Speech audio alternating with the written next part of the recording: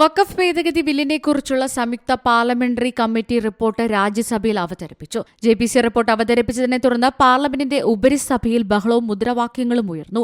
ഇതിനെ തുടർന്ന് സമ്മേളനം രാവിലെ 11:20 വരെ നിർത്തിവച്ചിരുന്നു.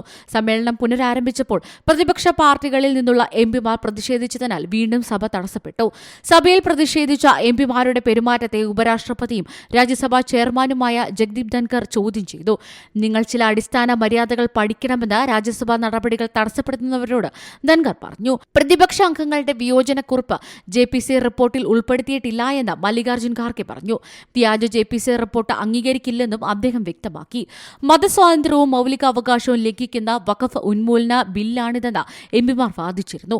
ബിജെപിയുടെ 22 ഭേദഗതികൾ അംഗീകരിച്ച ജെപിസി പ്രതിപക്ഷത്തിന്റെ 44 ഭേദഗതികളും തള്ളിയിരുന്നു. ഭേദഗതികളിൽ വോട്ടെടുപ്പ് നടത്തിയെന്നും 16 എംപിമാർ ബില്ലിനെ അനുകൂലിച്ചപ്പോൾ 10 എംപിമാർ എതിർത്തുവെന്നും ജെപിസി ചെയർമാൻ ജഗദാംബിക പാൽ പറഞ്ഞു. National desk C Malayalam news. ഏറ്റവും പുതിയ വാർത്തകളും വിശേഷങ്ങളും വിരൽത്തുമ്പിലറിയാൻ സി മലയാളം ന്യൂസ് എല്ലാ ഡിജിറ്റൽ പ്ലാറ്റ്ഫോമുകളിലും ലഭ്യം.